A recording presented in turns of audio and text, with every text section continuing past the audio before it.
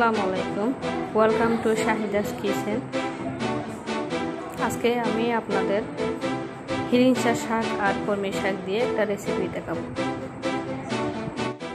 আমি এখানে হিরিঞ্চা শাক আর কলমি শাক ছোটো ছোটো করে বটি দিয়ে কেটে নিচ্ছি।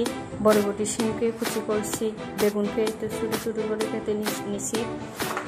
এই ডালটাকে তেলে নিচ্ছি, তেলে কিছুক্ষণ ভিজিয়ে রাখছি। রসুন কুচি, চালের গুঁড়া, শুকনো মরিচ, হলুদের গুঁড়া, ধনিয়ার গুঁড়া। চলুন মূল রান্নায় চলে যাই।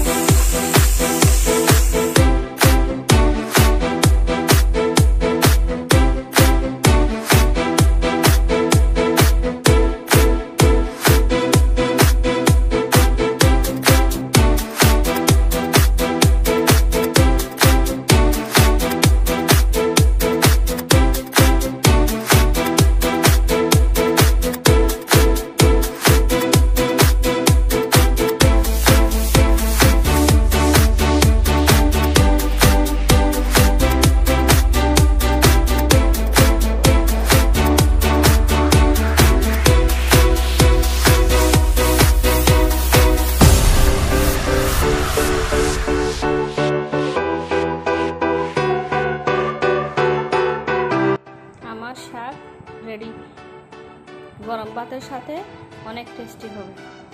ভালো লাগলে একটা শেয়ার আর আমার চ্যানেলটা সাবস্ক্রাইব করবেন। ধন্যবাদ।